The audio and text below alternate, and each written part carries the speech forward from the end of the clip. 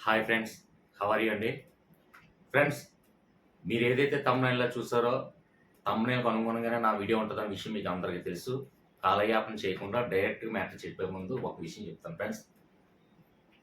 చాలా వరకు current affairs 6 నెలల ముందు నుంచి ప్రిపేర్ అవ్వాలా, 5 నెలల ముందు నుంచి ప్రిపేర్ అవ్వాలా, లేదంటే 3 నెలల ముందు నుంచి ప్రిపేర్ అవ్వాలా, ఎన్ని నెలలు సంవత్సరం నుంచి ప్రిపేర్ అవ్వాలా అని కొంతమందికి తెలియని వాళ్ళకి నేను కరెక్ట్గా చెప్పేది ఏంటంటే, ఏ ఇన్స్టిట్యూట్ అయినా, ఏ కోచింగ్ సెంటర్ అయినా మనకి ఎగ్జామ్ ముందు నుండి 9 మంత్స్ బిఫోర్ ప్రతి కరెంట్ అఫైర్స్ కూడా చదవండి అని చెప్తారు.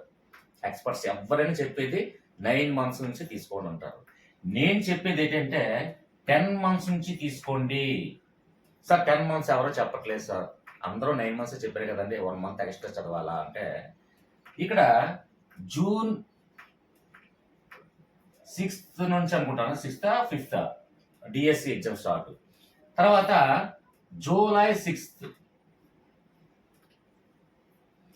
ఈ జూన్ 6th ఎగ్జామ్ రాసే పర్సన్ బిఫోర్ 9 మంత్స్ ప్రిపేర్ అవుతారు.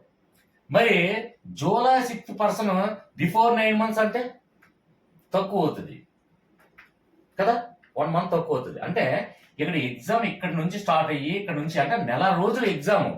అంటే ఈ నెల రోజుల్లో పేపర్ ఎప్పుడు తయారు చేస్తారు, ఏ పేపర్ ఎప్పుడు తయారు చేయడం జరుగుతుంది. కాబట్టి ఏదైనా ఈ పేపర్ తయారు చేయడానికి ఎగ్జామ్ డేట్స్ కి నెల వ్యత్యాసం ఉంటది. కాబట్టి ఖచ్చితంగా ఎప్పుడైతే ఎగ్జామ్ ఉందో ఎగ్జామ్ కి అంటే జూన్ 6th రాసే పేపర్ పర్సన్ ఏంటంటే ఇక 10 మంత్స్ బిఫోర్, అంటే అప్పుడు 10 మంత్స్ అంటే ఈ పర్సన్కి ఎంత వస్తుంది, 9 మంత్స్ వస్తుంది. అంటే ఖచ్చితంగా డేటు అంటే ఆ డేట్ నుంచి ఈ డేట్ కి ఎక్స్పెక్ట్ చేయలేం. అంటే ఇక్కడ జూన్ 6th నుండి జూలై 6th వరకు నెల రోజులు వ్యత్యాసం ఉంది. అలాగే ఇంకొక విషయం ఏంటంటే ఎగ్జామ్ పేపర్ తయారు చేయడానికి అది ఏ రోజు అనేది కరెక్ట్ గా మనం చెప్పలేం, మనకు తెలియదు, ఎవరికీ తెలియదు. సో ఏంటంటే కాబట్టి ఇక్కడ నెల రోజులు అటు ఇటు వ్యత్యాసం చూసుకున్నా ఎగ్జామ్ పేపర్ తయారు చేయడానికైనా అది ఏ డేట్ అవుతుందో చెప్పలేం. కాబట్టి దానికి ఖచ్చితంగా మనకి 1 మంత్ అనేది కేటాయించాలి. సో మన ఎగ్జామ్ రాసేటప్పటికి 10 నెలల ముందు నుంచి మన కరెంట్ అఫైర్స్ తీసుకోవాలి. ఓకేనా, అందరికి ఆ doubt first one doubt clear అయింది. నెక్స్ట్ ఇంకో విషయం చూడండి, అత్యంత ఈజీ టాపిక్ ఏదంటే నన్ను అడిగితే కరెంట్ అఫైర్స్ ఈజీ అండి. అది ఏంటనే నేను చెప్తాను ఒక్కసారి. అంత ఈజీ అంటే చాలా ఈజీ అండి. ఇప్పుడు వేరే వేరే సబ్జెక్ట్ వేరే వేరే టాపిక్ అంటే మహాభారతాలు చదవాలి, ఇదేం అవసరంలా. సింపుల్ గా 1 రోజు 2 రోజుల్లో కరెంట్ అఫైర్స్ ని ఫుల్ఫిల్ ఎలా చేయాలని నేను చెప్తాను, ఒకసారి కాన్సన్ట్రేట్ చేయండి. ఓకే ఫ్రెండ్స్, ఇందులో ఒక తెలివి తక్కువ వాడు, లేదంటే ఒక సాధారణమైన వ్యక్తి, లేదంటే అత్యంత తెలివైన వాడు ఆలోచించే విధానం ఎలా ఉంటుందో చూడండి.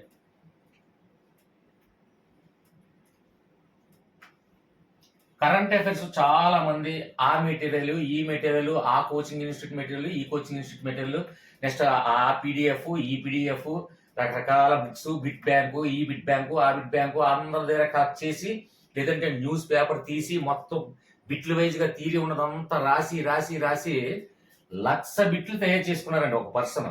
ఎట్టి పరిస్థితుల్లో కూడా నేను డిఎస్సిలో కరెంట్ అఫైర్స్ నుంచి ఒక్క పాయింట్ కూడా పోకూడదు అని 1,00,000 బిట్లు ఎన్నో రోజులు, అంటే 1,00,000 బిట్లు తయారు చేయాలంటే మినిమం ఒక 10 days 20 days 1 month నుంచే ప్లానింగ్ పక్కగా రాసుకుంటూ వచ్చిన వాడికి 1,00,000 బిట్లు రాసుకున్నారండి.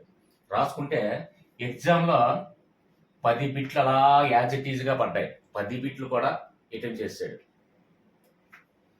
ఇంకొక పర్సన్ అత్యంత తెలివైన వాడు ఏం చేస్తాడంటే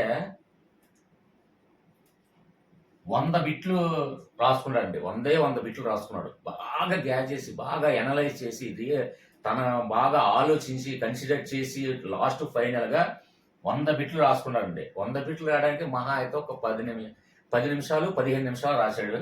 ఇతను ఎగ్జామ్కి వెళ్తే 5 బిట్లు పడ్డాయండి. ఇతను తెలివైన వాడా అది గుర్తుపెట్టుకోండి. ఇతనికి 20 days 1 month టైం పట్టింది. 1,00,000 బిట్లు ప్రిపేర్ అయ్యాడండి. 1,00,000 బిట్లు రాసుకోండి. ఎంత వ్యవధి తీసుకున్నాడు, ఎంత కాలం తీసుకున్నాడు, ఎంత కష్టపడ్డాడు, ఎంత హార్డ్ వర్క్ చేశాడు, ఎన్ని తీగిల బుక్లు తీసి ఒక్కొక్క పాయింట్ వైజ్ గా రాసుకుంటే 10 బిట్లకి 10 బిట్లు కరెంట్ అఫైర్స్ పెట్టేశాడండి. 10 నిమిషాలు టు 15 minutes కాన్సన్ట్రేషన్ మైండ్ పెట్టి తీసుకున్నాడు, ఈ 100 బిట్స్ ప్రిపేర్ అయ్యాడు, 5 మార్కులు వచ్చింది. ఈడు తెలివైనవాడా అంటే ఇక్కడ ఫిల్టరింగ్ చేయడం వచ్చినవాడు తెలివైనవాడు అండి. తక్కువ టైం యూటిలైజ్ చేసుకుంటూ ఫిల్టరింగ్ చేయడం రావాలి కరెంట్ అఫైర్స్ ని. ఏవి చదవడం తెలిసిన గొప్ప కాదు నన్ను అడిగితే. ఏవి చదవకూడదో తెలిసిన వాడు చాలా గొప్పవాడు అండి. ఆడు తెలివైనవాడు, ఆడు మేధావి. అందుకే చూడండి, కొందరు సంవత్సరాలు బుక్స్ పట్టుకొని ఆ థియరీ, ఈ బుక్స్, ఆ మెటీరియల్, ఈ మెటీరియల్, బుక్స్ డబ్బున్న వాళ్ళందరూ ఏం చేస్తారంటే బుక్స్ అలా మెటీరియల్ బాగుంది, ఈ మెటీరియల్ బాగుంది, ఆ పీడిఎఫ్ బాగుంది, ఈ పీడిఎఫ్ బాగుంది, అన్ని జెరాక్స్లు తీసేసి మొత్తం బుక్స్ అన్ని బెంచ్ మీద పేర్చుకొని కూర్చొని బెంచ్ మీద పడుకుంటాడండి. తెలివైన వాడు ఏదో ఒక టార్గెట్ ఒక్కటి బాగా ఆలోచించి కరెక్ట్గా ఇందులో ఇది బాగుంది, ఇందులో ఈ టాపిక్ బాగుంది, ఇందులో ఈ టాపిక్ బాగుంది, 5 టాపిక్లు తీసుకుని 5 మెటీరియల్ 5 పుస్తకాలు తీసుకొని ప్రిపేర్ అవుతాడు. వాడు టాప్ పొజిషన్కి వెళ్తాడు. వాడికి తక్కువ టైం ఉపయోగపడుతుంది. ఏదైనా హార్డ్ వర్క్ చేయడం కన్నా తెలివిని ఉపయోగించి చేయడం చాలా ఇదండి. నేను ఎగ్జాంపుల్ నేను నా వీడియోస్ కానీ ఏదైనా సరే హార్డ్ వర్క్ చేసి గంటల అన్ని ఒకటే పాయింట్ వైజ్ రాసి అవన్నీ కంఠస్థ పెట్టి అవన్నీ చదివించి ఇవన్నీ నాకు ఇష్టం ఉండదు. డైరెక్ట్ లాజిక్, అది కంటి చూపు ఎలా చూసిన సెకండ్లో ఆ లాజిక్ గుర్తించి నేను పెట్టాలనే ఉద్దేశంతో నేను నా ఆలోచన విధానం అంటే వే ఆఫ్ థింకింగ్ అంటే డిఫరెంట్ థింకింగ్ అని నేను ఆలోచిస్తాను. అదే విధంగా కరెంట్ అఫైర్స్ ని ఫిల్టర్ చేసుకుని తక్కువ ఏటెడ్ చదవాలి. అందులో ఏటి చదవాలి, ఏది చదవకూడదు అని తెలియడమే గొప్పవాడు అండి. నిజంగా ఏది చదవాలో తెలిసినట్టు. అందుకే ఎందుకంటే సిలబస్ ఏంటి, పలానా సిలబస్ అది చదవాలి అంతా తెలుసు. కానీ సిలబస్ లో ఉండేది ఏం చదవకూడదు అంటే ఎగ్జాంపుల్ ఒక పీడిఎఫ్ లో 200 పేజీలు ఉంటే అందులో 20 పేజీల నుంచి మాత్రమే వస్తుందండి. మీరు కావాలంటే చూడండి, ఏదైనా సైకాలజీ కావచ్చు, లేదంటే మ్యాథ్స్ కావచ్చు, ఫిజిక్స్ కావచ్చు, కెమిస్ట్రీ కావచ్చు, ఏదైనా ఏ సబ్జెక్ట్ అయినా ఒక పీడిఎఫ్ మొత్తం టోటల్ చూస్తే అందులో 200 పేజీలు ఉంటే 20 పేజీల నుంచి మాత్రమే క్వశ్చన్స్ అడగడం జరుగుతుంది. మిగిలిన 180 పేజీస్ అడగడం జరగదు. బాగా రేరు, ఎప్పుడో మాత్రం ఒక బిట్ రావచ్చు అంతే. కానీ ఈ 20 పేజీలు చదివినోడు తెలివైనోడు. 180 పేజీలు వదిలేసినోడు అత్యంత మేధావి. అది గుర్తుపెట్టుకోండి. తెలివైనోడు ఎలాగా 20 పేజీలు చదువుతాడు అంటే 20 పేజీలతో పాటు ఈ 200 పేజీలు కూడా చదివేసి ఉంటాడు కాబట్టి 200 పేజీలు చదివాడు కాబట్టి 20 పేజీలు ఆడికి వస్తూ. కానీ అత్యంత మేధావి ఏం చేస్తాడంటే 180 పేజీలు వదిలేస్తాడు. ఆ 20 పేజీలు మాత్రమే సెలెక్ట్ చేసుకొని చదువుతాడు. ఆడు అత్యంత మేధావి. ఏది చదవాలో తెలివినాడు లక్షణం, ఏది చదవకూడదో, ఏది వదిలేయాలో, ఏది రిమూవ్ చేయాలో తెలిసినాడు అత్యంత మేధావి. వాడు తక్కువ సమయం చాలాడికి. నిజంగా చెప్పాలంటే కరెంట్ అఫైర్స్ మొత్తం ప్రిపేర్ అవ్వాలంటే 1 or 2 days చాలు. 18 నెలల కరెంట్ అఫైర్స్ కూడా 1 or 2 days చాలు. అది ఎందుకు అలా చెప్పగలుగుతున్నాను అంటే ఏది చదవాలో ఏది చదవకూడదో తెలియాలి. నెక్స్ట్ ఏంటంటే మనకి మహా టైం తీసుకునేది ఏంటంటే ఒక్కొక్క టాపిక్ ఉంది. ఇప్పుడు అంతర్జాతీయ సంబంధం గురించి టాపిక్ ఉంది. ఆ టాపిక్ పర్టికులర్ పీడిఎఫ్ పర్టికులర్ పేజీలో ఒకదే మనకు దొరకదు. అది మనం గూగుల్లో సెర్చ్ చేసుకొని ఆ టాపిక్స్ తీసుకోవాలి. లేదంటే పర్టికులర్ పేజీ కానీ పర్టికులర్ పీడిఎఫ్ కానీ సంథింగ్ ఎందులో ఉందో తీసుకొని మనం గ్యాదర్ చేయడానికి టైం పడుతుంది తప్ప ప్రిపేర్ అవ్వడానికి మాత్రం టైం చాలా తక్కువ తీసుకోవచ్చు. ఇప్పుడు కరెంట్ అఫైర్స్ని ఎలా చదవాలి, ఏ టాపిక్స్ చదవాలి, అది ఏది వదిలేయాలి అది నేను క్లియర్గా చెప్తాను చూడండి. ఓకే ఫ్రెండ్స్, క్లాస్ పీకుతున్నాను అనుకోకండి. ఒక్క ఫ్యూ మినిట్స్ నా మీద కాన్సన్ట్రేషన్ చేయండి ప్లీజ్. నెగిటివ్గా కామెంట్స్ ఇవ్వకండి, అంటే ల్యాగ్ ఎక్కువ అవుతుందని చెప్పకండి. ఎందుకంటే మీకోసం క్లారిటీగా మీకు చెప్తామని. ఎందుకంటే ఎగ్జామ్ కూడా దగ్గర పడుతుంది. వేరే నేను ఏం చెప్పను, ఇంకా డైరెక్ట్ మ్యాటర్.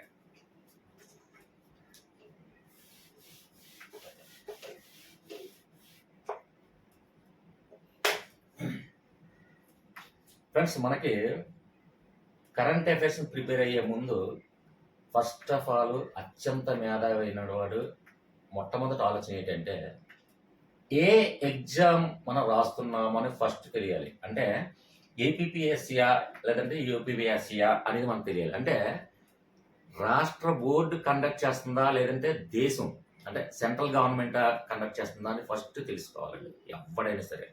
ఓకే ఫ్రెండ్స్, అంటే స్టేట్ అంటే మనకి స్టేట్ గవర్నమెంట్ కండక్ట్ చేస్తుందా ఆ ఎగ్జాము, సెంట్రల్ గవర్నమెంట్ కండక్ట్ చేస్తుందా, దాన్ని బట్టి కరెంట్ అఫైర్స్ మళ్ళీ తీయాలి, సెపరేట్ చేసుకోవాలి. అది అది ఎందుకు అనేది నేను చెప్తాను. అది ఆటోమేటిక్గా క్లాస్ కంటిన్యూ చేస్తున్నప్పుడు మీకు అర్థమవుతుంది. అంటే రాష్ట్ర బోర్డు ఎగ్జామ్ కండక్ట్ చేస్తే రాష్ట్రానికి అధిక ప్రాధాన్యత ఇస్తూ కరెంట్ అఫైర్స్ ఉంటుంది, అక్కడ గ్రహించండి. ఓకే, సెంట్రల్ గవర్నమెంట్ కండక్ట్ చేస్తే సెంట్రల్ గవర్నమెంట్ సంబంధించిన సమాచారం ఎక్కువ కరెంట్ అఫైర్స్ ఉంటుంది, అక్కడ అలా మనం ఆలోచించాలి. నెక్స్ట్ ఇంకొక విషయం, రాష్ట్ర గవర్నమెంట్ సెంట్రల్ గవర్నమెంట్ ఏది కండక్ట్ చేస్తుందని ఫస్ట్ మనం ఇక్కడ మనకి డిఎస్సి రాష్ట్ర గవర్నమెంట్ మనకు కండక్ట్ చేస్తుంది కాబట్టి రాష్ట్ర గవర్నమెంట్కి ఇచ్చినటువంటి ఎక్కువ ప్రాధాన్యత దీనికి ఇవ్వాలి కరెంట్ అఫైర్స్. అది ఎలా ఫిల్టర్ చేయాలో కూడా నేను చెప్తాను. అయితే ఇంకొక విషయాన్ని బాగా గుర్తుపెట్టుకోండి. ఫస్ట్ అది పాయింట్ మనం క్యాచ్ చేస్తాం. నెక్స్ట్ ఇంకొక పాయింట్ ఏంటంటే ఏ డిపార్ట్మెంట్ ఎగ్జామ్ మనం రాస్తున్నాం దాన్ని బట్టి కరెంట్ అఫైర్స్ కూడా ఉంటుందండి, అది గుర్తుపెట్టుకోండి. మనం ఎడ్యుకేషన్ డిపార్ట్మెంట్ గురించి రాస్తున్నాం అంటే డిఎస్సి అంటే టీచింగ్ ప్రొఫెషన్ కాబట్టి ఎడ్యుకేషన్ డిపార్ట్మెంట్ కి కరెంట్ అఫైర్స్ ఏ విధంగా తీసుకోవాలంటే ఒక ప్రాధాన్యత ఇవ్వాలి, ఒక ఆర్ఆర్బికి ఒక ప్రాధాన్యత ఇవ్వాలి, బ్యాంకింగ్ ఒక ప్రాధాన్యత ఇవ్వాలి, గ్రూప్స్ కి ఒక ప్రాధాన్యత ఇవ్వాలి. అలాగా ఆయా డిపార్ట్మెంట్ అంటే ఏదైతే డిపార్ట్మెంట్స్ మనం ఎగ్జామ్ రాస్తున్నామో ఆ ఎగ్జామ్స్ బట్టి కరెంట్ అఫైర్స్ ఫిల్టర్ చేయడం రావాలి. వాడే తక్కువ బిట్లు గ్యాప్ చేస్తాడు, 100 బిట్లతో క్లోజ్ చేస్తాం ఈజీగా. డిఎస్సికి సంబంధించిన అంటే ఎడ్యుకేషన్ డిపార్ట్మెంట్ సంబంధించినటువంటి అన్ని విషయాలు కూడా మనకు కావాలి. అది రాష్ట్ర గవర్నమెంట్ నిర్వహిస్తున్నటువంటి కాబట్టి రాష్ట్ర గవర్నమెంట్కి ప్రాధాన్యత ఇవ్వాలి. ఇక్కడ ఈ 2 పాయింట్ గుర్తుపెట్టుకోండి. అంటే ఇక్కడ మనం చూస్తున్నటువంటి ప్రేక్షకులు ఏంటంటే డిఎస్సి వాళ్ళకి నేను చెప్తున్నాను అని అనుకుంటున్నారు. అందుకే నేను డిఎస్సి ప్లస్ ఆర్ఆర్బిఆర్ లేదంటే బ్యాంకింగ్ కానివ్వండి లేదంటే సంథింగ్ గ్రూప్స్ కానివ్వండి ప్రతి దానికి కరెంట్ అఫైర్స్ ఒకటే కరెంట్ అఫైర్స్ ప్రిపేర్ అవ్వకూడదు. మీరు ఏ డిపార్ట్మెంట్ ప్రిపేర్ అవుతున్నారు, అది స్టేట్ గవర్నమెంటా సెంట్రల్ గవర్నమెంటా, ఈ రెండింటికి ఆలోచించాలి. దీన్ని కూడా ఆలోచించి ఆ డిపార్ట్మెంట్కి ఏ డిపార్ట్మెంట్ ఉందో ఆ డిపార్ట్మెంట్కి, బ్యాంకింగ్ అయితే బ్యాంకింగ్, టీచింగ్ అయితే టీచింగ్, లేదంటే ఆర్ఆర్బి అయితే ఆర్ఆర్బి, దాన్ని బట్టి కరెంట్ అఫైర్స్ ఫిల్టరింగ్ చేసుకోవడం రావాలి. కరెంట్ అఫైర్స్ మహా అయితే ఈ జనవరి నెలలోని జనవరి నుంచి మొత్తం ఒక డిసెంబర్ వరకు అనుకోండి, మొత్తం ఆ 10 నెలలు కూడా ఎంతెంత థీరీలు బిట్లు తయారు చేసి పెడతారు. ఇదిగో జనవరి నెల కరెంట్ అఫైర్స్, అవన్నీ అవసరం లేదండి, అవన్నీ తలనొప్పి. టైం వేస్ట్ పనులు చేయకండి దయచేసి. కరెక్ట్గా ఆలోచించగలిగితే తక్కువ కరెంట్ అఫైర్స్తో ప్రిపేర్ అయ్యి పర్ఫెక్ట్గా అటెంప్ట్ చేయడం కావాలి.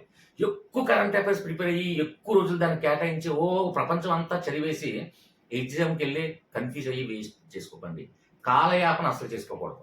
ఓకే రైట్, చూడండి ఇప్పుడు మీకు క్లారిటీగా అర్థమైంది. సో ఫస్ట్ వన్ చూడండి, ఒక్కటే నేను చెప్పేది, ఖచ్చితంగా మీరేంటంటే రాష్ట్రం ఏదైతే రాష్ట్రం ఉందో, ఏపీ అయితే ఏపీ, తెలంగాణ అయితే తెలంగాణలో రాష్ట్రం ఏదైతే నిర్వహిస్తున్న పథకాలు ఊర్ల పేర్లు ఏ రోజు ఒక్కటి కూడా వదలకండి, దాని మీద ఎక్కువ కాన్సన్ట్రేట్ చేయండి. ఇప్పుడు మనకి రాష్ట్రం నిర్వహిస్తుంది ఈ ఎగ్జామ్. సో స్టేట్ గవర్నమెంట్ కాబట్టి స్టేట్ గవర్నమెంట్ నుంచి కంప్లీట్ గా మీకు ఎక్కడ కూడా వదలకండి. ఆయా శాఖలు మీకు ఎక్కడ ఏ పీడిఎఫ్ ఏ మెటీరియల్ లేదు, ప్రతి ఒక్కరి దగ్గర ఆండ్రాయిడ్ మొబైల్ ఉంది. గూగుల్ ఓపెన్ చేయండి, ఓపెన్ చేసి ఆయా ఆంధ్రప్రదేశ్ ఆయా శాఖల మినిస్టర్ పేర్లు కొడితే వచ్చేసిన లిస్ట్, అవన్నీ చదవండి. నెక్స్ట్ ఇప్పుడు నవరత్న పథకాలు, అలాగే అక్కడ తెలంగాణలో ఉన్నటువంటి పథకాలు, ఇక్కడ ఒక 6 పథకాలు ఎన్నో ఉన్నాయి ఆంధ్రప్రదేశ్.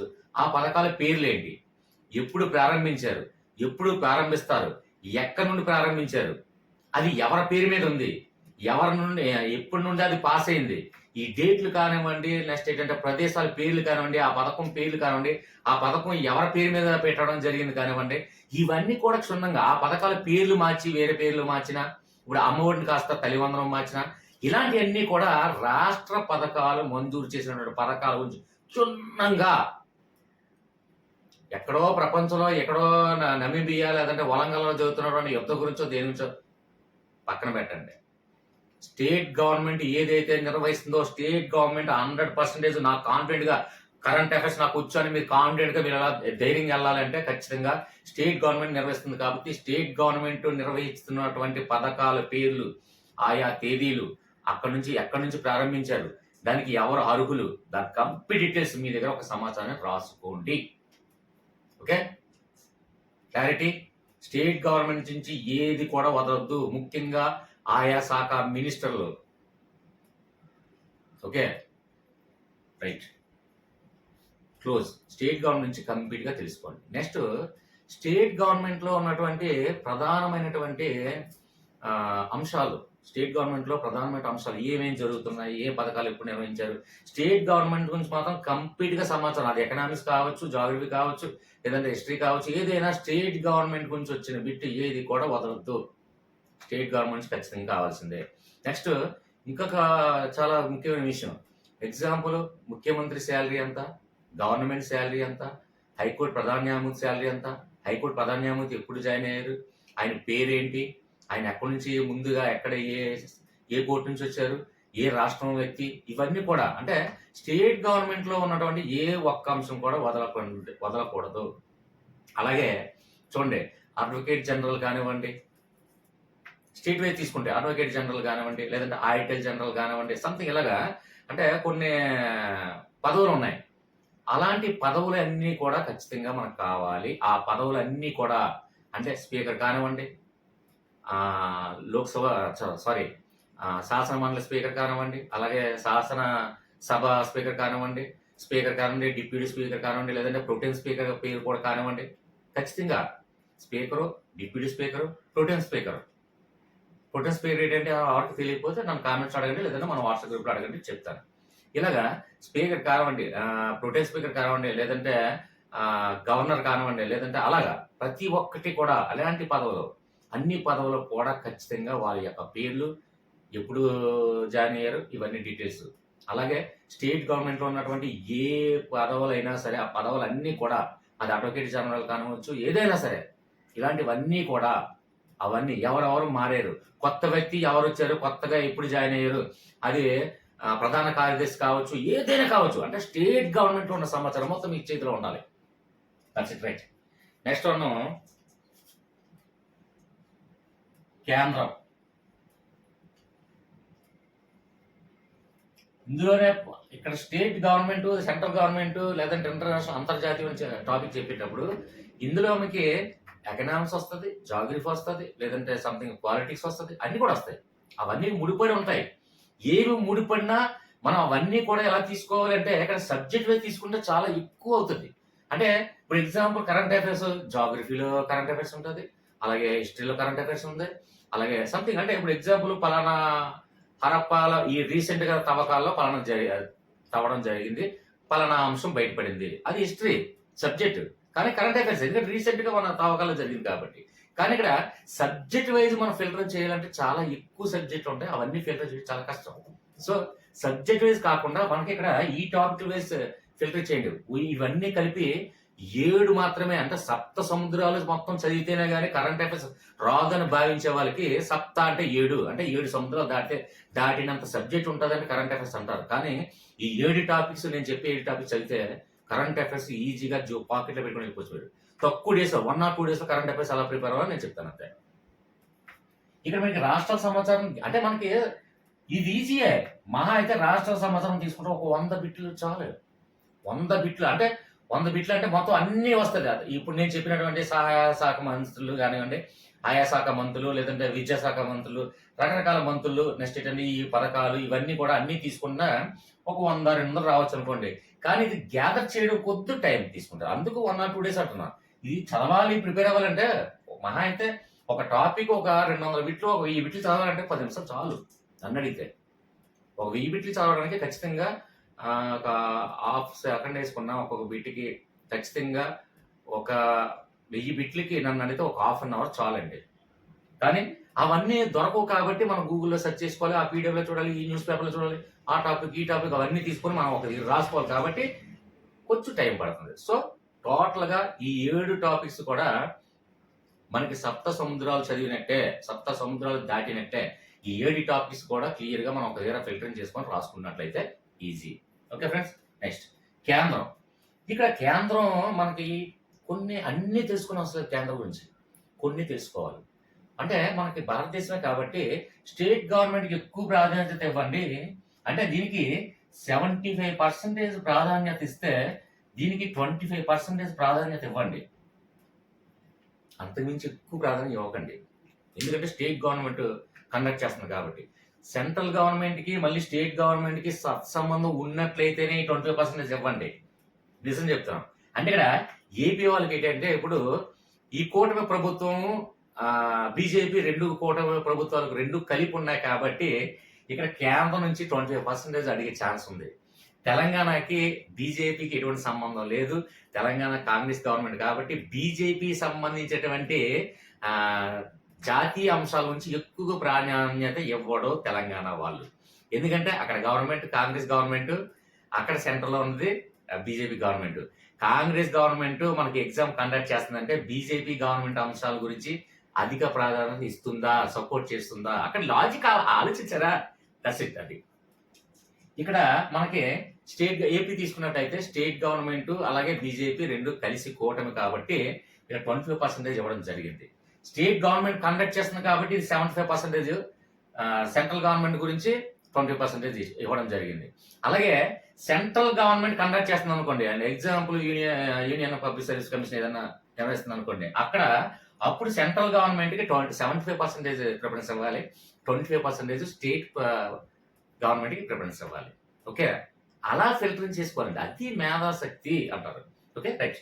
ఇక్కడ 20% ఇక్కడ రాష్ట్రాల సమాచారం గురించి ఏదైతే ప్రాసెస్ నేను చెప్పానో సేమ్ యాజ్ టు యాజ్ కేంద్రం అండి. సేమ్ అంటే కేంద్రంలో ఉన్నటువంటి ఆయా శాఖ మినిస్టర్లు, అలాగే ఎకనామిక్స్ వైజ్ తీసుకుంటే చూడండి బడ్జెట్ ఎంత ప్రవేశపెట్టబడింది, ఏ బడ్జెట్ దేనికి ప్రవేశపెట్టబడింది, రైల్వే శాఖ బడ్జెట్ ఎంత ప్రవేశపెట్టబడింది, ఈ బడ్జెట్ల గురించి ఖచ్చితంగా అంటే రీసెంట్ గా బడ్జెట్లు ఏముంటే రీసెంట్ బడ్జెట్ ఏదైనా ప్రవేశపెడితే లోక్సభలో ప్రవేశపెట్టినటువంటి నిర్మలా సీతారామన్ గాను లాస్ట్ టైం ఏదైతే బడ్జెట్ పెట్టారో ఆ బడ్జెట్ గురించి ఒక టాపిక్ తీసుకోండి. Okay friends.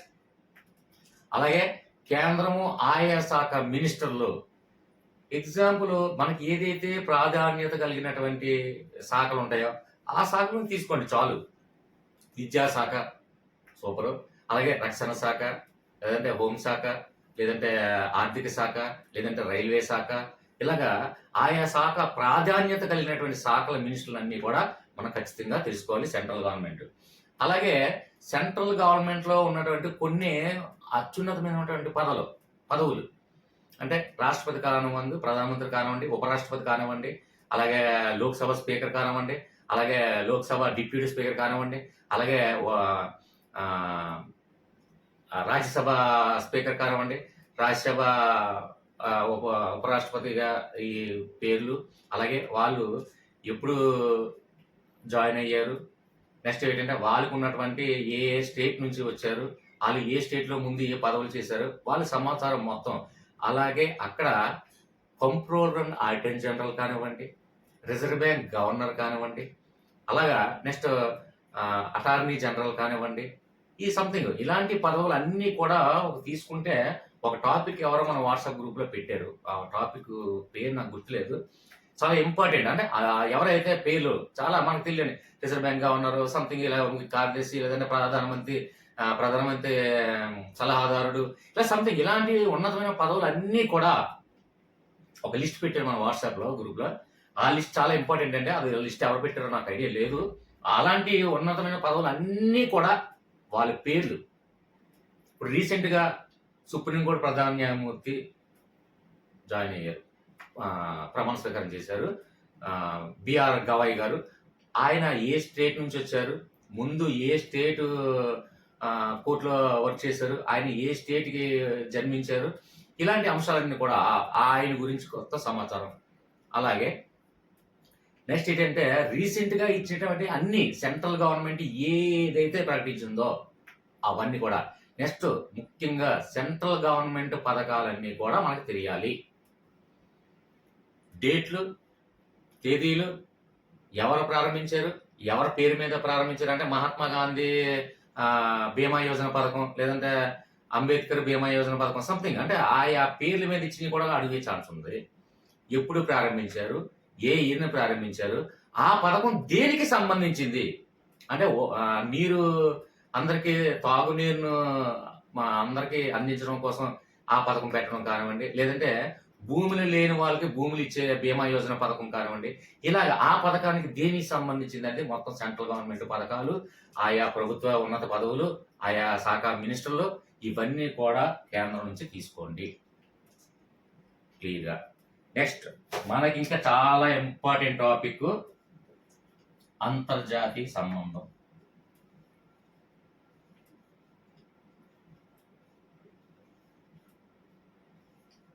అంతర్జాతీయ ఇక్కడికి వచ్చేసరికి అమ్మ ఈ టాపిక్ వచ్చారా, అబ్బా తలనొప్పి పెడుతున్నారా బాబు అని చెప్పేసి వెంటనే స్కిప్ చేసి వెళ్ళిపోకండి. ఒక్క విషయం చూడండి, అంతర్జాతీయం అనేది ఎలా ఫిల్టర్ చేయాలి కూడా అది కూడా చెప్తాను మీకు. ఓకేనా ఫ్రెండ్స్? అయితే అంతర్జాతీయ టాపిక్ అనగానే ప్రతి ఒక్కరికి ఫస్ట్ హెడ్ఏక్ వస్తుంది. ఇది ఎందుకంటే చాలా కష్టమైంది, ఆ పేర్లు మనకు గుర్తుండదు. ఇక్కడంటే మనకి విజయవాడ, విశాఖపట్నం, హైదరాబాదు, వికారాబాదు, సంథింగ్ ఇలా మహబూబ్ నగర్ అంటే మనకు తెలిసిన పేర్లు కాబట్టి మనకి ఈజీగా ఆయా స్టేట్లు లేదంటే స్టేట్లో ఉన్నటువంటి ఆ ప్రాంతాల్లో ఉన్నటువంటి పరిధులు అవన్నీ మన పేర్లు ఇవన్నీ గుర్తుంటాయి మనకి. ఇక్కడ ఎక్కడెక్కడో బలూచిస్తాను లేదంటే అజర్బైజాను, నెక్స్ట్ లువాండా ఆ పేర్లు మనకి ఏం గుర్తుండవు, మనకి రాదు, అర్థం కాదు, చాలా క్లిష్టతరమైన అంశం అనుకుంటాం. కానీ దీన్ని ఎలా ఫిల్టర్ చేయాలంటే అంతర్జాతీయ సంబంధాల గురించి మనం అన్ని కూడా రాసుకునేటప్పుడు ఆ అంతర్జాతీయ సంబంధంతో కలిగినటువంటి అక్కడ ఆ దేశానికి మన దేశానికి సత్సంబంధాలు ఉన్నట్లయితే ఆ అంతర్జాతీయ అంశం మాత్రమే తీసుకోండి. ఎక్కడో సౌత్ ఆఫ్రికా ఖండంలో ఉన్నటువంటి ఏదో సంబంధం లేని ఒక దేశంలో అక్కడ ఏదో కరెంట్ అఫైర్స్ జరిగింది అంటే అక్కడ అధ్యక్షుడు మారాడు, సంథింగ్ జరిగింది. ఆ అధ్యక్షుడికి మనకి మన దేశానికి ఎటువంటి అంటే వ్యాపార వాణిజ్య లావాదేవీలు కానివ్వండి, ఒప్పందాలు కానివ్వండి, లేదంటే సంథింగ్ ఏదైనా ఏ ఒప్పందాలు ఒడంబడికలు కానివ్వండి, కూటములు కానివ్వండి, లేదంటే ఒక G7, G8, G20 దేశాలతో సంబంధం కానివ్వండి, అటువంటి ఎటువంటి ప్రమేయము లేని దేశంతో మనకి కరెంట్ అఫైర్స్ తో సంబంధం లేదు. ఓకే, అంటే ఆసియా ఖండాల్లో ఉన్నటువంటి మన కరెంట్ అఫైర్స్ ఏముందనుకోండి, ఓకే తీసుకోండి. అలాగే మన పక్క ఉన్నటువంటి బంగ్లాదేశ్, ఆఫ్ఘనిస్తాను, పాకిస్తాను, చైనా, రష్యా, అలాగే అమెరికా, ఫ్రాన్సు ఇలాంటి దేశాల్లో ఏదన్నా పెద్ద పెద్ద దేశాల్లో ఎవరైనా సరే ఒక అధ్యక్షుడు మారినా, ప్రధానమంత్రి మారినా, ప్రభుత్వం మారినా ఆయా టాపిక్స్ తీసుకోండి. ప్రధానమైనటువంటి దేశాలు మాత్రమే అంటే పెద్ద పెద్ద దేశాలు, బిగ్గెస్ట్ కంట్రీస్ అంటే వరల్డ్లో ఉన్నటువంటి బిగ్గెస్ట్ కంట్రీస్లో ఏదైనా మార్పులు చేర్పులు జరిగితే ఆ అంశాలను తీసుకోండి. ఓకే, నెక్స్ట్ ఇక మనకి అప్పుడు మనకి ఎక్కడైతే ప్రెసిడెంట్ వార్స్ జరుగుతున్నాయి అంటే ఇప్పుడు రష్యాకి పక్కన ఉన్నటువంటి ఉక్రెయిన్కి యుద్ధం జరుగుతుంది, ఆ యుద్ధానికి సంబంధించిన కారణాలు, ఎప్పుడు యుద్ధం ప్రారంభమైంది, ఎప్పుడు అంతమైంది, ఇంకా అంతం కాలేకపోతే ఆ యుద్ధ సమాచారాలు అన్నీ కూడా మనకు అవసరం లేదు. ఏ దేశాల మధ్య యుద్ధం జరుగుతుంది, ఎప్పుడు ప్రారంభించబడిందో తెలుసుకుంటే చాలు. నెక్స్ట్ ఇప్పుడు మనకి రీసెంట్ గా జరిగినటువంటి చాలా మోస్ట్ ఇంపార్టెంట్ మనకి పాకిస్తాన్కి పహల్గాం ఉగ్ర దాడి తర్వాత మనం తీసుకున్నటువంటి చర్య ఆపరేషన్ సింధూర్ లో ఎవరు పార్టిసిపేట్ చేశారు? అక్కడ లేడీ వాళ్ళు ఇద్దరు కూడా లేడీ అంటే వైమానిక దళం అటు ఆర్మీ వాళ్ళు కూడా ఇద్దరు కెప్టెన్లు కూడా లేడీస్ కప్ చెప్పడం జరిగింది. అలాగే ప్రధానమంత్రి తీసుకున్నటువంటి నిర్ణయాలన్నీ కూడా చాలా ఇంపార్టెంట్. అలాగే సింధూరులో జరిగినటువంటి మొత్తం అన్ని ఆపరేషన్స్, ఏ మిసైల్స్ ఉపయోగించారు, ఏ మిసైల్స్ పవర్స్ ఎంత, ఏ మిసైల్స్ ఏ దేశం నుంచి మనం అంటే అభివృద్ధి చేశాము, లేదంటే ఏ దేశం నుంచి మనం ఉత్పత్తి చేశాము, ఏ దేశం నుంచి మనం తీసుకున్నాము, ఏ దేశంతో మనం ఒప్పందం చేసుకున్నాము. అది ఎగ్జాంపుల్ రఫేల్ యుద్ధ విమానం కానివ్వండి, లేదంటే మిసైల్ 400 కానివ్వండి, ఇలా సంథింగ్ ఇలాగా మనం వాడుతున్నటువంటి వెపన్స్ కానివ్వండి, ఆయా సామాన్లు కానివ్వండి, ఆయా రక్షక దళాలు కానివ్వండి, మొత్తానికి ఏది ఉపయోగించుకున్నాము, ఎన్ని ఉన్నాయి మన దగ్గర. అలాగే యావత్ ప్రపంచంలో ఉన్నటువంటి అంటే న్యూక్లియర్ బాంబులు ఎవరి దగ్గర ఎక్కువ ఉన్నాయి? ఎగ్జాంపుల్ రష్యా దగ్గర ఎక్కువ ఉన్నాయి. రష్యా దగ్గర ఎన్ని ఉన్నాయి, అలాగే అమెరికా ఎన్ని ఉన్నాయి, ఆ వ్యత్యాసం చూడండి. అలాగే థర్డ్ పొజిషన్ లో ఉన్నటువంటి చైనాకి ఎన్ని ఉన్నాయి, ఇవన్నీ కూడా తెలుసుకోండి. అంతర్జాతీయ సంబంధాలు అంటే ఏది ఇంపార్టెంట్ కాదు అని మీకు మీరుగా రియలైజ్ అవ్వాలి. మన చిన్న పిల్లలు కాదండి, ఎవరో బిట్లు దయచేసి బిట్ బ్యాంక్ చేస్తే బిట్ బ్యాంక్ చాలా గొప్పతనం కాదండి. మనం ఏది ఇంపార్టెంట్ ఇప్పుడు ఎగ్జాంపుల్ 1,00,000 బిట్లు తయారు చేస్తే నేను 100 బిట్లు తయారు చేస్తాను. నేను అలాగే ప్రిపేర్ అవుతాను. అన్ని టాపిక్స్ తీసి 100 బిట్స్ మాత్రమే నేను క్లియర్గా చేసిస్తాను నేను. అంటే అది గొప్పతనం. 1,00,000 బిట్లు తీయడం గొప్పతనం కాదు. అది ఎవడైనా నోట్స్ రాస్తాడు. నోట్స్ రాయడం గొప్పతనం కాదండి. ఫిల్టర్ చేయడం గొప్పతనం. ఇది ఇంపార్టెంట్ ఖచ్చితంగా. మీరు ఒక ఎగ్జాంపుల్, మీరు ఎగ్జామ్ అవుతున్నప్పుడు కూడా, మీరు కరెంట్ అఫైర్స్ ప్రిపేర్ అవుతున్నప్పుడు, మన వాట్సాప్ గ్రూప్ ఎలాగ డిస్క్రిప్షన్ లో వాట్సాప్ గ్రూప్ ఉంది. వాట్సాప్ గ్రూప్ లో సార్ ఈ కరెంట్ అఫైర్స్ ఇది ఇంపార్టెంటా కాదని మీరు అక్కడ డౌట్ వచ్చింది కదా అనుకోండి, నన్ను అడగండి. ఓకే ఇది ఇంపార్టెంట్, ప్రొసీడ్ అని నేను చెప్తా. లేదు ఇది అన్ఇంపార్టెంట్ అండి, ఈ టాపిక్ నుంచి ఎక్కువ చదివి కాలయాపన చేయకండి కూడా నేను చెప్తాను. అంటే మీరు ప్రిపేర్ అయిన తర్వాత మీ డౌట్స్ నాకు వస్తే అక్కడ ఆన్ ది స్పాట్ లో అడిగితే వాట్సాప్ గ్రూప్ లో నేను చెప్పేస్తాను. ఇది ఇంపార్టెంట్, ఈ టాపిక్ చదవండి, లేదంటే వద్దు రిమూవ్ చేసేయండి. అంటే మనకి స్టేట్ గవర్నమెంట్ గురించి ఆలోచించాలా, అలాగే అది స్టేటా లేదా సెంట్రలా లేదా ఇంటర్నేషనలా, ఆ టాపిక్స్ ఆ డేట్లు ఇవన్నీ ఏది ఇంపార్టెంట్ అనేది ఖచ్చితంగా మనం క్లియర్ గా తీయగల. ఓకే ఫ్రెండ్స్, అప్పుడు మీకు డౌట్ వస్తే నేను డెఫినెట్ గా నేను ఉంటాను. వాట్సాప్ డిస్క్రిప్షన్ లో వాట్సాప్ లింక్ ఉంది. వాట్సాప్ లో ఖచ్చితంగా మీరు అడిగితే నేను చెప్తాను. Okay right. ఇక్కడ అంతర్జాతీయ సంబంధాల్లో అనేక రకమైనటువంటి ఇంపార్టెంట్ టాపిక్స్, అంటే ఆ దేశంతో, అంటే ఇప్పుడు ఆసియా ఖండంతో సంబంధం ఉన్నా కానీ, లేదు నాటోతో సంబంధం ఉందనుకోండి. ఎగ్జాంపుల్, ఇప్పుడు టర్కీ మన పాకిస్తాన్కి సపోర్ట్ చేసింది. టర్కీ చాలా చిన్న దేశమే, కానీ పాకిస్తాన్కి వెపన్స్ హెల్ప్ చేసింది. కానీ టర్కీ మీద మనం రియాక్షన్ తీసుకోవచ్చా? తీసుకోగలం. ఎందుకు తీసుకోవడానికి వెనకంజ చేస్తుంది? అది కూడా టాపికే. ఎందుకంటే టర్కీ అనేది నాటోలో సభ్యత్వం గల దేశం కాబట్టి, నాటోలో సభ్యత్వం ఉన్న దేశంతో మనం ఫైట్ చేయాలంటే ఎవరికైనా కష్టసాధ్యమే. ఎందుకంటే యావత్ ప్రపంచంలో అత్యంత శక్తివంతమైన కూటమి NATO, North Atlantic Treaty Organization. కాబట్టి యూరప్ ఖండాలు కొన్ని దేశాలు కలిపి నాటోలో అక్కడ కూటమి పెట్టుకొని, ఆ కూటమిలో అంటే నాటోలో జాయిన్ అయిన వాళ్ళకి ఏంటి సార్ నాటోకి అంత అధిక ప్రాధాన్యత అంటే, నాటోలో ఉన్నటువంటి ఒక ఎగ్జాంపుల్ 50 దేశాలు ఉన్నాయి అనుకోండి. ఆ నాటోలో ఉన్నటువంటి 50 దేశాల్లో చిన్న దేశం ఉంది, శ్రీలంక దేశం ఉంది. ఓకే, ఆ శ్రీలంక దేశం కూడా నాటోలో ఉందనుకోండి, సభ్యత్వం తీసుకుంది అనుకోండి. ఆ శ్రీలంక మీద ఎవరైనా వెళ్ళి చిన్న దాడి చేస్తే ఈ నాటోలో ఉన్నటువంటి 50 దేశాలు కూడా ఆ దాడి చేసిన వాడి మీద తిరుగుబాటు చేస్తుంది, ఖచ్చితంగా ఫైట్ చేస్తుంది, యుద్ధం ప్రకటిస్తుంది. ఎందువల్ల అంటే నాటోలో ఉన్నటువంటి ప్రధానమైనటువంటి అంశం ఏంటంటే, ఎవరు ఆ నాటోలో ఉన్న దేశం మీద దాడి చేసినా అది నా దేశం మీదే దాడి చేస్తున్నట్టుగా నేను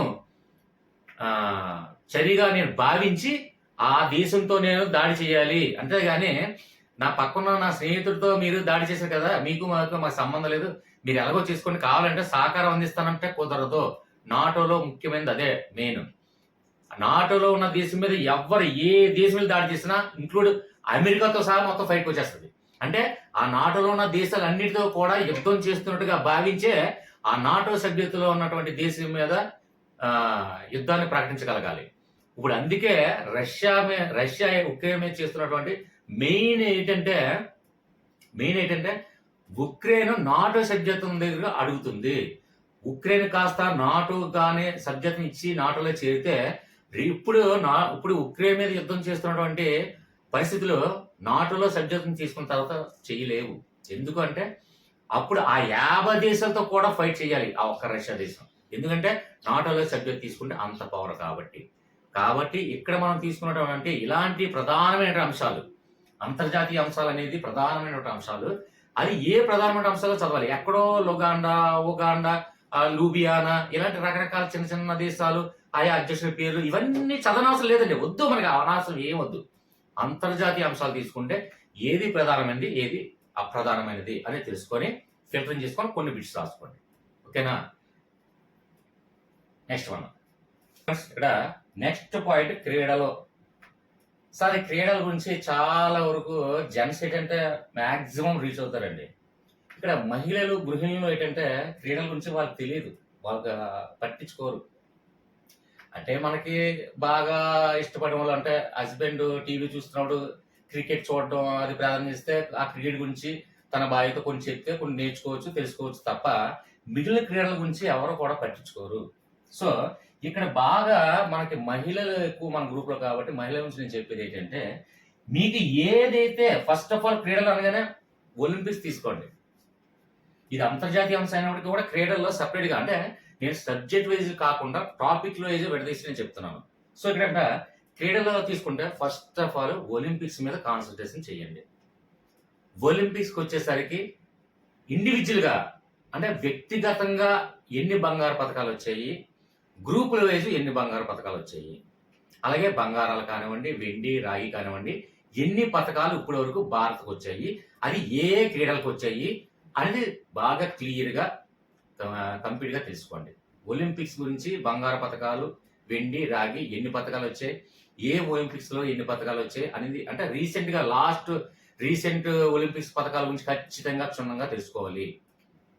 పారా ఒలింపిక్స్ కానివ్వండి, అలాగే రీసెంట్గా లాస్ట్ జరిగినటువంటి ఒలింపిక్స్లో బంగారు పథకాలు, అలాగే రాగి, వెండి పథకాలు, అదే రజత పథకాలు, ఈ పథకాలు ఎన్నెన్ని వచ్చాయి, అలాగే వ్యక్తిగతంగా ఎవరికి ఏటి వచ్చాయి, ఆ వ్యక్తిగత క్రీడాకారుల పేర్లు, వ్యక్తిగత క్రీడలు అంటే చెస్ అయితే చెస్, లేదంటే హాకీ అయితే హాకీ, లేదంటే వాలీబాల్ అయితే వాలీబాల్, టెన్నిస్ అయితే టెన్నిస్, లేదంటే జావలిన్ త్రో అయితే జావలిన్ త్రో, సంథింగ్ ఇలాగా ఆ వ్యక్తిగత క్రీడాకారుని పేరు, ఆ క్రీడలకు సంబంధించినటువంటి ఆ పథకాలు, రజతం సాధించాడా లేదంటే బంగారం సాధించాడా, అలాగా వ్యక్తిగత పథకాలు, ఆ క్రీడలు మొత్తానికి ఒలింపిక్స్ గురించి భారత పథకాలు అన్ని కూడా తెలుసుకోండి. అలాగే ఒలింపిక్స్ ఎక్కడ నిర్వహించారు, రీసెంట్గా ఎక్కడ నిర్వహించారు, నెక్స్ట్ ఒలింపిక్స్ ఎక్కడ నిర్వహిస్తారు అది తెలుసుకోండి. అలాగే రీసెంట్ గా ఒలింపిక్స్ నిర్వహించిన క్రీడాంశాల్లో ఎన్ని క్రీడలు ఉన్నాయి, అన్ని క్రీడలు మనం తెలుసుకునే అవసరం లేదు. టోటల్ గా బంగారు పథకాలు ఎక్కువగా ఎన్ని వచ్చాయి, అది ఏ దేశానికి వచ్చాయి, రజతం ఎక్కువగా ఎన్ని వచ్చాయి, అది ఏ దేశానికి వచ్చాయి, first one, second one, third one ప్లేస్లు తెలుసుకోండి. అలాగే ప్లస్ ఇంక్లూడింగ్ ఇండియా స్థానం కూడా తెలుసుకోండి. ఒలింపిక్స్ గురించి క్షుణ్ణంగా తెలుసుకోండి, క్రీడల గురించి. ఓకే, నెక్స్ట్ ఇంకా క్రీడల గురించి మనకి రాష్ట్ర స్థాయి క్రీడలు కాకుండా జాతీయ స్థాయి క్రీడలకే ప్రాధాన్యత ఇవ్వండి. అంతర్జాతీయ క్రీడలకి ఎక్కువ ప్రాధాన్యత ఇవ్వద్దు. ఒకవేళ అంతర్జాతీయ క్రీడాంశాలకి ప్రాధాన్యత ఇవ్వాలనుకుంటే అది మోస్ట్ ఇంపార్టెంట్ టాపిక్స్. అంటే ఎగ్జాంపుల్ ప్రపంచం మొత్తాన్ని ఇష్టపడేది ఏంటంటే ఎక్కువగా ఫుట్బాల్. ఓకే, క్రికెట్ కన్నా ఎక్కువ మంది ఫ్యాన్స్ ఉండేది, ప్రపంచంలో ఎక్కువ ఫ్యాన్స్ ఉండేది ఫుట్బాల్, అలాగే టెన్నిస్. ఓకే ఫ్రెండ్స్, ఇలాంటి క్రీడల గురించి అక్కడ రీసెంట్ గా జరిగినటువంటి ప్రదేశం ఏంటి, అది ఏ ట్రోఫీ, నెక్స్ట్ అలాగే ఏ ట్రోఫీలు ఏ క్రీడలకి ఇస్తారు, ఏ క్రీడలకు సంబంధించి, ఇప్పుడు దులీప్ ట్రోఫీ ఉంది, అది దేనికి సంబంధించింది, అలాగే సంథింగ్ అలాగా అంటే ఏ క్రీడలు దేనికి సంబంధించింది, జాతీయ స్థాయి క్రీడాంశాల గురించి క్షుణ్ణంగా తెలుసుకోండి. అంతర్జాతీయ అంటే ఇప్పుడు ఎగ్జాంపుల్ అమెరికా జాతీయ క్రీడ ఏంటంటే ఏ బేస్బాల్ ఏదో ఉంటది, లేదంటే రకరకాల క్రీడలు అంటే మన cricket, volleyball, football, kho kho, kabaddi ఇలాంటి క్రీడల గురించి మనకు తెలుసు. కానీ కొన్ని బేస్బాల్ అని చిన్న చిన్న ఏంటి ఐస్ మీద జారడం అని ఇలాంటి రకరకాలు ఉన్నాయండి. ఇలాంటి మంచు కొండలో జారడాలు, నెక్స్ట్ ఏంటంటే చూడండి స్టిక్ తీసుకొని ఒక బాల్ ని కొట్టడం, ఇసరడం, ఇలా రకరకాల కొన్ని క్రీడాంశాల గురించి మనకి తెలియదు. అలాంటి క్రీడల గురించి ఎప్పుడు కూడా తెలుసుకోవద్దు. జాతీయ క్రీడాంశాలు అంటే మనకి క్రీడాంశాలు ఎక్కడెక్కడ నిర్వహిస్తున్నారు, ఎక్కడెక్కడ ఏ స్టేడియాలు నిర్వహిస్తున్నారు, ఏ ట్రోఫీలు జరుగుతున్నాయి, రీసెంట్ గా జరిగినటువంటి ట్రోఫీలు ఏదైనా ఉంటే అంటే హాకీ కానివ్వండి, లేదంటే రాష్ట్ర స్థాయి అంటే ఏంటి, ఇప్పుడు క్రికెట్ ఉంది, క్రికెట్ ఏంటంటే మనకి ఇక్కడ విదర్భ ట్రోఫీ, అలా సంథింగ్ దిలీప్ ట్రోఫీ, ఇలాంటి ట్రోఫీలు ఆయా క్రీడాంశాలు. అలాగే క్రికెట్ కాకుండా ఇతర క్రీడలు కూడా ఏమేమి జరిగాయి, ఇప్పుడు ఎగ్జాంపుల్ గా మనకి చెస్ నిర్వహించబడిన దాంట్లో మన వాళ్ళు ఎవరు గెలిచారు, కోనేరు హంపి కానివ్వండి, ఇలాగ హరికృష్ణ కానివ్వండి, వాళ్ళ స్థానాలు, ఆయా క్రీడల పేర్లు, అలాగే క్రీడల్లో ఉన్నటువంటి ప్రధానమైనటువంటి పేర్లు. అది పేర్లు ఎలా తెలుస్తుంది అంటే ఆ క్రీడలు వీక్షించిన వాళ్ళకి మాత్రమే తెలుస్తుంది. కానీ ఈ పేర్లు ఎలా తెలుస్తుంది అంటే మెటీరియల్లో కానీ గూగుల్లో కానీ కూర్చోడండి. మామూలుగా చూస్తే ఇప్పుడు చెస్ లో పలానా ట్రోఫీ ఇలా జరిగిందంటే చెస్ లో ఉన్నటువంటి ప్రధానమైనటువంటి పేర్లు మొత్తం అక్కడ కనబడతాయండి. అలాగా ఆ ప్రధానమైనటువంటి అంటే ఒక క్రీడాకారుడు పేరు ఇచ్చి ఆయా క్రీడాకారుడు ఏ క్రీడకి సంబంధించిన వాటి అడిగే ఛాన్స్ ఉంది. కాబట్టి అలాంటివన్నీ కూడా చూసిన వాళ్ళకి తెలుసు, కాబట్టి చూడలేని వాళ్ళకి మాత్రం ఆయా ట్రోఫీలు ఎప్పుడు నిర్వహించారని మనం గూగుల్లో సెర్చ్ చేస్తే ఆయా క్రీడల పేర్లు, అందులో ఉన్నటువంటి క్రీడాకారుల పేర్లు వచ్చేస్తుంది ఆటోమేటిక్. ఇప్పుడు చెస్ అనగానే విశ్వనాథ్ ఆనంద్, కోనేరు హంపి, హరికృష్ణ ఇలాంటి వాళ్ళ పేర్లు ఏ క్రీడకు సంబంధించిన వాళ్ళు అడుగుతారు. తర్వాత ఇక్కడ నెక్స్ట్ ఏంటంటే సైనా నెహ్వాల్, ఏ క్రీడకు సంబంధించిన వాళ్ళు, అంటే ఇలాంటి ఆయా క్రీడలో ట్రోఫీలు మనం ఎప్పుడైతే మనం చెక్ చేసామో ఆటగా ఆ క్రీడలో ఆ ట్రోఫీలు అందుకున్నటువంటి ఈ క్రీడాకారుల పేర్లు మనం అక్కడ వీక్షించడం జరుగుతుంది. సో ఆ విధంగా మనం కూడా చేసుకోవచ్చు. ఎక్కువగా క్రీడలు ఏంటంటే జాతీయ క్రీడాంశాలకి ప్రాధాన్యత ఇవ్వండి. అలాగే అంతర్జాతీయ క్రీడాంశాల్లో ఇంపార్టెంట్ అంటే ఫుట్బాల్ కానివ్వండి, రగ్బీ కానివ్వండి, సంథింగ్ ఏదైనా అలాగా క్రికెట్ కానివ్వండి, అంతర్జాతీయ ట్రోఫీలు ఎక్కడ జరిగాయి. ఇప్పుడు ఎగ్జాంపుల్ లాస్ట్ వరల్డ్ కప్ మనం గెలిచినటువంటి ఛాంపియన్ ట్రోఫీ ఎక్కడ జరిగింది, ఎవరు నిర్వహించారు, పాకిస్తాన్ నిర్వహించారు. మనకి అబుదాబిలో మన మ్యాచ్లు జరిగాయి, అది మనకి ఫైనల్లో ఎవరెవరు వచ్చారు, ఇలాంటి మనకి ఇంపార్టెంట్ అంటే మన దేశంతో సంబంధించినటువంటి క్రీడాంశాలు అన్ని కూడా మనం తెలుసుకోవాల్సిన బాధ్యత మన మీద ఉంది. అలాగే ఛాంపియన్ ట్రోఫీ కానివ్వండి, నెక్స్ట్ మన క్రికెట్ వరల్డ్ కప్ మనం ఎన్నిసార్లు గెలిచాం, ఏ సంవత్సరాల్లో గెలిచాం, ఇలాంటి క్రీడాంశాలు ఇంపార్టెంట్ క్రీడాంశాలు తీసుకోండి. సంబంధం లేనివి ఏవో మన రగ్బీలు, బేస్బాల్, లేదంటే మంచు క్రీడలు, ఇలా రకరకాల క్రీడల గురించి మనకు అనవసరం అంటే ఆ క్రీడల గురించి టైం వేస్ట్ చేయొద్దు. Okay, right. సంబంధించినటువంటి అంశాలు తీసుకున్నట్లయితే మనకి చలనచిత్రం అనగానే మనకి ఎప్పుడు కూడా ఫస్ట్ గుర్తొచ్చేది ఆస్కార్ అవార్డ్స్ రీసెంట్ గా ఎక్కడ నిర్వహించారు, ఏ దేశం నిర్వహించింది. అందులో అన్ని కూడా చదవవసరం లేదు. మన భారతదేశం తరపు నుంచి నామినేట్ అయినటువంటి ఏదన్నా ప్రధానమైనటువంటి ఉంటే అవి తీసుకోండి. అలాగే ఆస్కార్ అవార్డు ఇచ్చినటువంటి ముఖ్యమైనటువంటి ఏంటి, దర్శకత్వం కానివ్వండి, అలాగే సినిమా కానివ్వండి, దర్శకత్వం కానివ్వండి, హీరో కానివ్వండి, హీరోయిన్ కానివ్వండి, ఇలాంటి ఇంపార్టెంట్ తీసుకుంటే మహా అయితే ఒక 5 నుంచి 10 టాపిక్స్ వస్తుంది. నెక్స్ట్ ఆస్కార్ అవార్డులో ప్రవేశపెట్టినటువంటి కొత్తగా ఒకటి ఈ మధ్యగా ప్రవేశపెట్టారు. అదేంటని మీకు క్వశ్చన్ మిమ్మల్ని అడుగుతున్నాను, మీరు ఆన్సర్ కామెంట్లో తెలియజేయండి. మీకు ఒక జస్ట్ టెస్టింగ్ అనుకోండి. ఆస్కార్ లో ఒక కొత్తగా ఒకటి ప్రవేశపెట్టారు. అది ఏంటి అంటే ఆస్కార్ అవార్డు దానికి కూడా ఇవ్వడం జరుగుతుంది. అది దేనికి ఏ విధంగా ప్రవేశపెట్టారు అనేది మీకు కామెంట్లో నేను అడుగుతున్నాను. ఓకే ఫ్రెండ్స్, తెలిసిన వాళ్ళు కామెంట్ చేయండి. జస్ట్ మీరు కామెంట్ చేయండి, కాబట్టి తర్వాత నేను ఆన్సర్ కూడా చెప్తాను. అయితే ఈ ఆస్కార్ అవార్డ్స్ గురించి రీసెంట్ గా ఎక్కడ ప్రవేశపెట్టారు, ఏ దేశంలో జరిగింది, ఆ కార్యక్రమానికి హాజరైన వాళ్ళు కానివ్వండి, హాజరైన వాళ్ళు అంటే ఇంపార్టెంట్ కానీ మన దేశం తరపు నుంచి ఒక ప్రధానమంత్రిని ఇన్వైట్ చేయడమో, సంథింగ్ వేరే దేశం నుంచి ఎవరో ఇన్వైట్ చేశారు, అలాంటి ఏదైనా ఇంపార్టెన్స్ ఏమైనా ఉంటాయి అంటే అక్కడ ప్రచారకర్తగా ఒక సచిన్ టెండూల్కర్ నియమించడం కానీ ఇలాంటి ఇంపార్టెన్స్ మొత్తం అన్ని తీసుకోండి. ఆస్కార్ అవార్డులో నామినేట్ అయినటువంటి ఇంపార్టెంట్ మన దేశం నుంచి ఏదైనా, అది తమిళ్ కావచ్చు, తెలుగు కావచ్చు, హిందీ కావచ్చు, మరాఠీ కావచ్చు, ఏదైనా ఆస్కార్ అవార్డులో నామినేట్ అయినా సరే, ఆస్కార్ అవార్డు రాకపోయినా వచ్చినా అది వేరే విషయం. తర్వాత మనకి ఆస్కార్ అవార్డు మన భారతకి రీసెంట్ గా వచ్చినటువంటి వాళ్ళు వ్యక్తులు ఎవరైనా ఉంటే, ఎగ్జాంపుల్ ఏఆర్ రెహమాన్ గారు కానివ్వండి, అలాగే నెక్స్ట్ రాజమౌళి సినిమాలో మన సినిమా ఆ సాంగ్ కానివ్వండి, ఇలాంటివన్నీ అంటే మన దేశానికి ఆస్కార్ అవార్డుకి సత్సంబంధం కలిగిన అంశాలన్నీ కూడా ఆస్కార్ నుంచి మనం గ్రహించండి. ఇక next one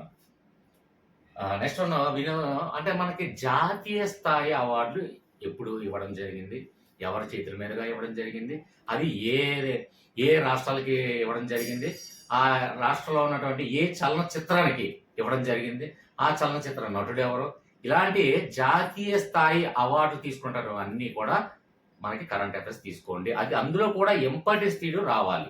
okay friends, right. అంటే ఇప్పుడు సినిమా పేరు కానివ్వండి, అలాగే దర్శకత్వం పేరు కానివ్వండి, హీరో హీరోయిన్ పేరు కానివ్వండి, అలాంటి ప్రధానమైన టాపిక్స్ తీసుకోండి. అంతేగాని ఎక్కడో సహాయ నిరాకరణ సహాయం చేసినటువంటి కో ప్రొడ్యూసర్ ఇలాంటి వాటి అంశాలు అవసరం లేదు. అంటే జాతీయ స్థాయిలో నెక్స్ట్ జాతీయ స్థాయిలో అవార్డులు ఎక్కువ తీసుకున్నటువంటి చలనచిత్ర నటుడు ఎవరో ఇది కూడా కామెంట్ తెలియజేయండి. ఇలాంటి టాపిక్స్ అన్ని కూడా అంటే జాతీయ స్థాయి అలాగే అంతర్జాతీయ ఆస్కార్ అవార్డుల గురించి కంప్లీట్ గా ఈ వినోదం గురించి తెలుసుకోండి. చాలు. Next one, very most important 6th one, science and technology. Very most important technology.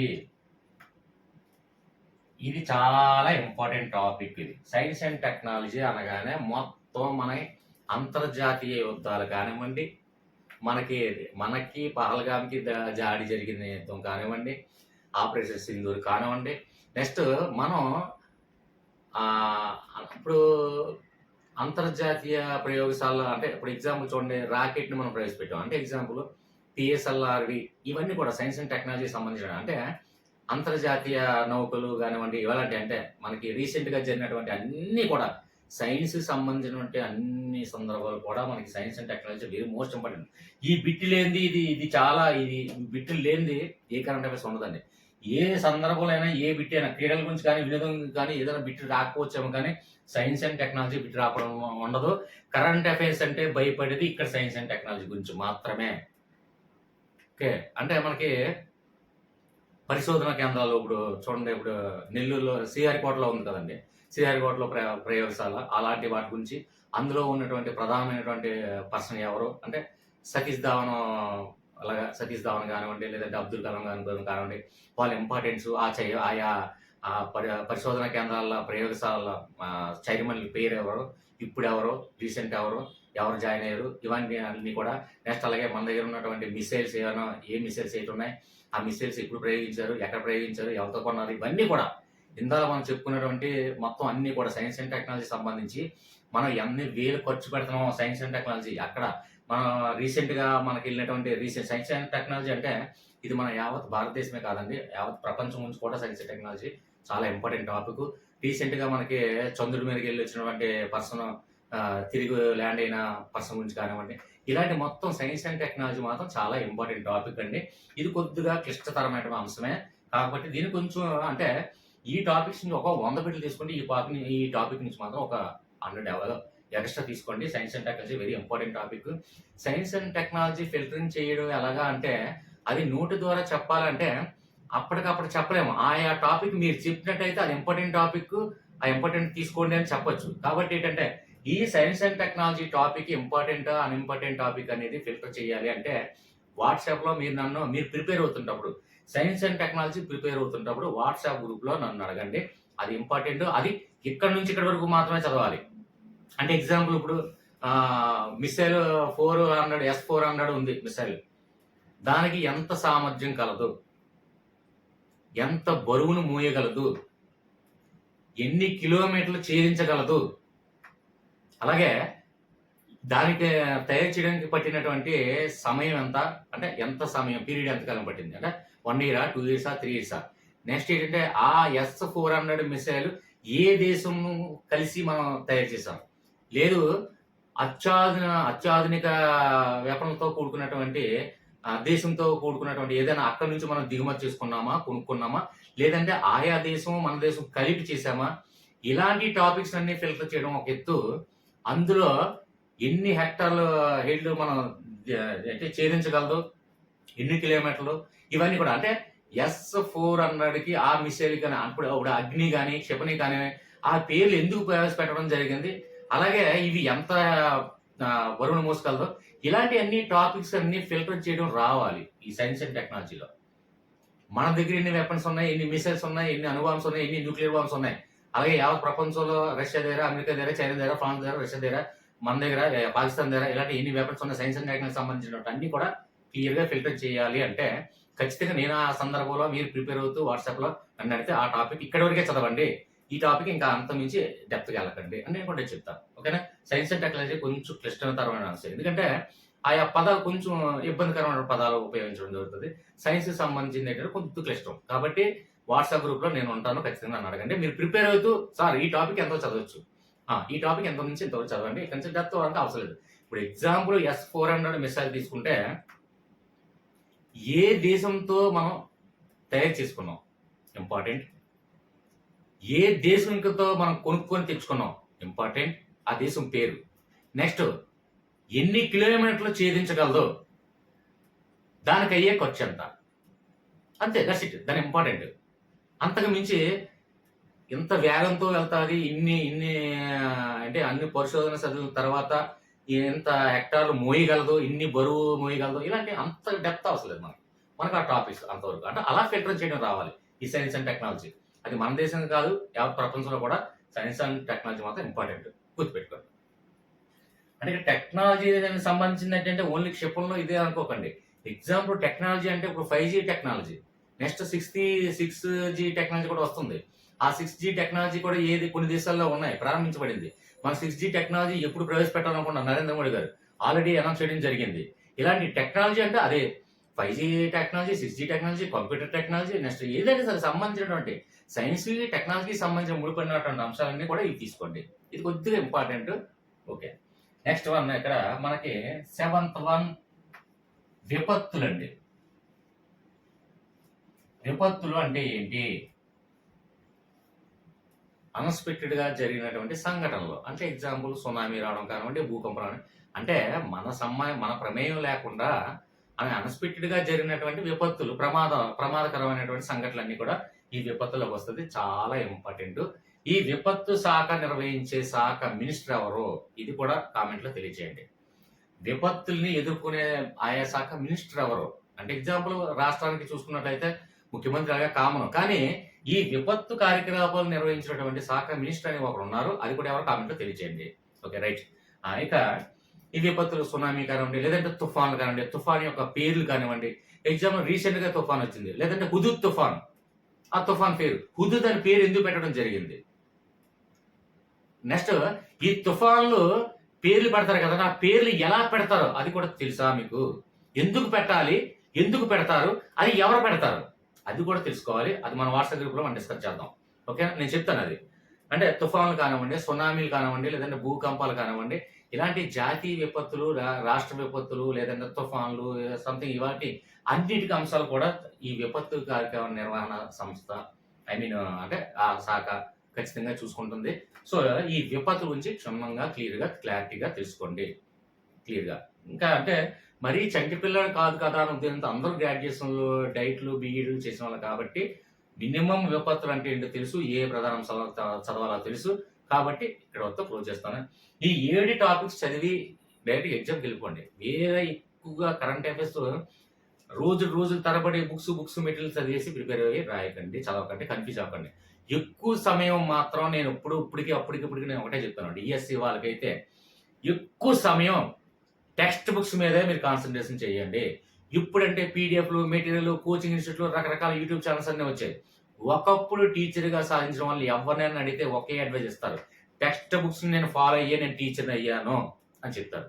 So text బుక్లకే ప్రాధాన్యత ఇవ్వండి. అవన్నీ ఫుల్ఫిల్ అయిపోయిన తర్వాత లాస్ట్ జీకే టాపిక్స్ అన్ని కంప్లీట్ అయిన కరెంట్ అఫైర్స్ చూసుకునేటప్పుడు తక్కువ కరెంట్ అఫైర్స్ ని ఫిల్టర్ చేసుకోండి. తక్కువ రోజుల్లో 1 or 2 days 3 days లో అలా కరెంట్ అఫైర్స్ ఫుల్ఫిల్ చేసుకోండి.